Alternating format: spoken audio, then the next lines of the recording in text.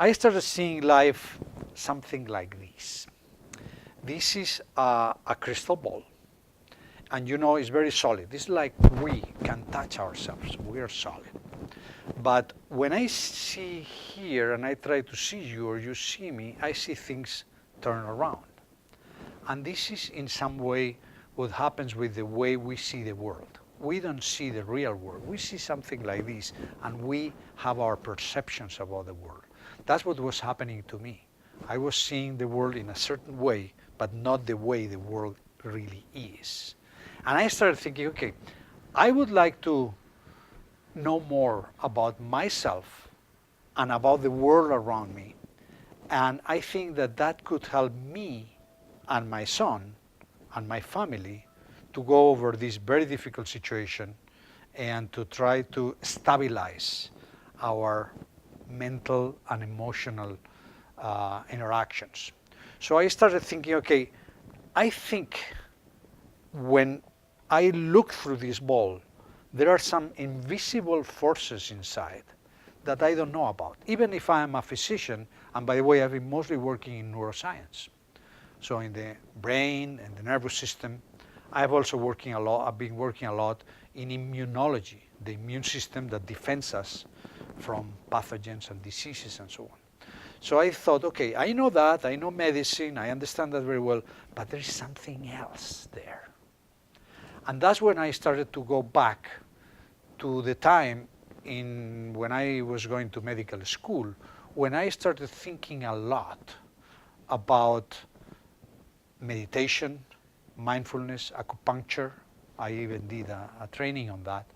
And I started thinking, okay, if I am able to put together everything I know about medicine right now, and I combine that with several other ideas that were developed even 5,000 years ago in India, in China, in Japan. They're very far away from us, but they started thinking about our body and our mind and the connection between both 5,000 years ago. What has happened is that over the past several thousand years, especially in the past centuries, we have started to forget that. And we are getting in a very material world. So I wanted to discover these kind of invisible forces that are inside us. And I started going back and starting with people that were in some way similar to me. Maybe you have heard about Deepak Chopra. Maybe you have heard about Brian Weiss or Bruce Lipton. And I met with all three. And I went to conference, went to courses. And I started getting into the idea of mindfulness and the idea of meditation or the idea of everything that was discussed 5,000 years ago between people that didn't have internet, that didn't have books, that the only way that they had to communicate was through stories, telling things to each other, and that went through generations. So all these is now also part of what I think we can put together with medicine. And another thing that I did was working on, by the way, there is a very excellent college of Ayurvedic medicine nearby here. I think it's in Nevada City. And I started thinking about going into Ayurvedic medicine. This is, again, a type of medicine that was discovered or was developed 5,000 years ago. And I started thinking, okay, why don't I start putting all these things together so that I can help myself and others? And over time, practically a work of several years, and also writing the book, I came up with something I call mindful framing. Mindful framing is different from meditation. You probably have heard about meditation. That's where people practically sit, cross their legs, and I couldn't do that because my legs, it would be painful. And you start trying to empty your mind, to practically have a way of capturing the world, but without any thoughts. I am someone that is thinking all the time, and like the majority of you, I guess, and I need a stimulus. I need any kind of input coming into my brain. And that's why I developed a practice that I'm doing now every day. And with this practice, I am able to calm myself down, not only during the time I'm doing the practice, during the entire day. It's something that I do in 2 to 5 to 10 minutes every morning, depending the amount of time that I have. And when I am done with that, I have created frameworks for the rest of the day. And these frameworks is what is related to the people that maybe you have heard about this cool term of mindfulness. Mindfulness is something that the majority of us do very often during the day without even noticing, and this is being present, being in the moment. We do that when you are doing that right now, so you're paying attention to what I'm saying. When you are reading a very interesting book, and I guess you all here probably do that regularly, you are also very focused on that. When you're watching TV, when you have a very interesting conversation, you are mindful. But there are moments where you tell to yourself, okay, I don't know what to do now. So I want to have, I need distractions and so on. And you sometimes forget that we have something around us that is the best way to calm down. And this is nature. So that's my number one point on this book, to teach how to see nature, how to embed into nature, how to see nature based on the same way that it was seen 5,000 years ago by Indians and by everyone working on these type of approaches. Now, there's a second area that is extraordinarily important in life, to be also mindful. It's not being only mindful about everything around us, being mindful about ourselves, identify our emotions and the emotions of others. That's empathy.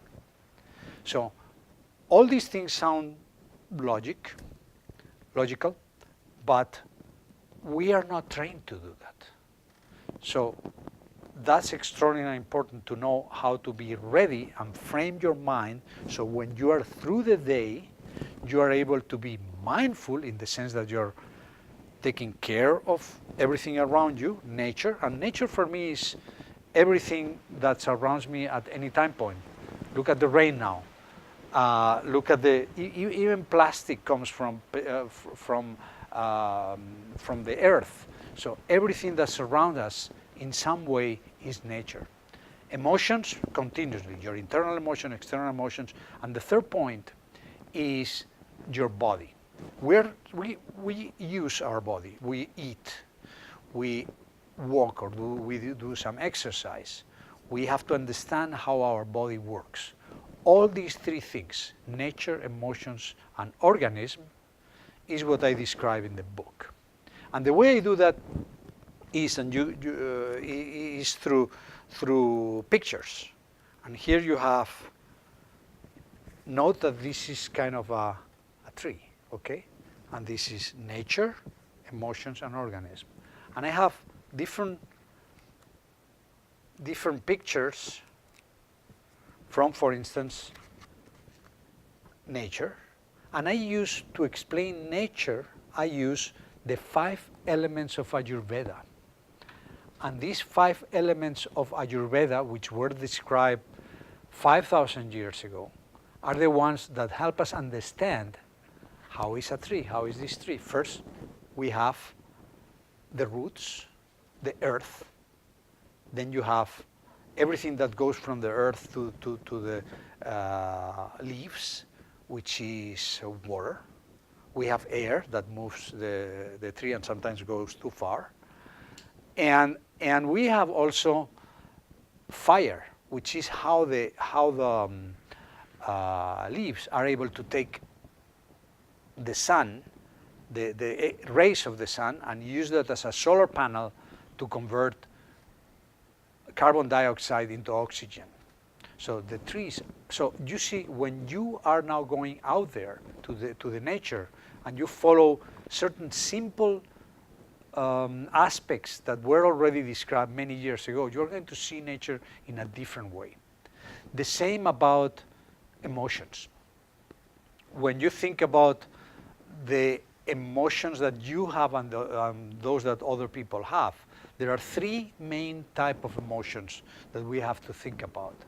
These are love, compassion, and gratitude.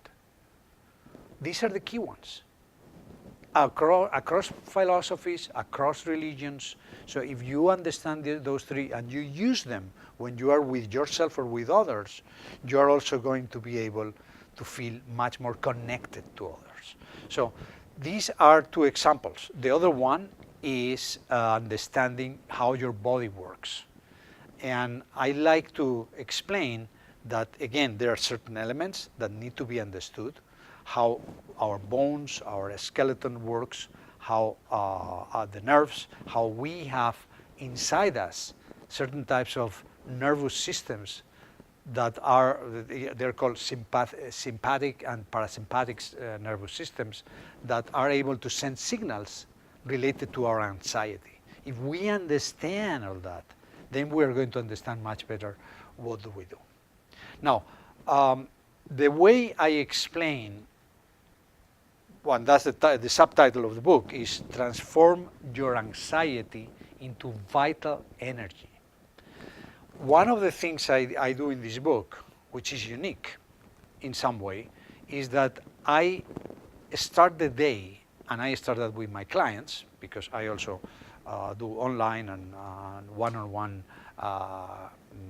support for people that want to have that.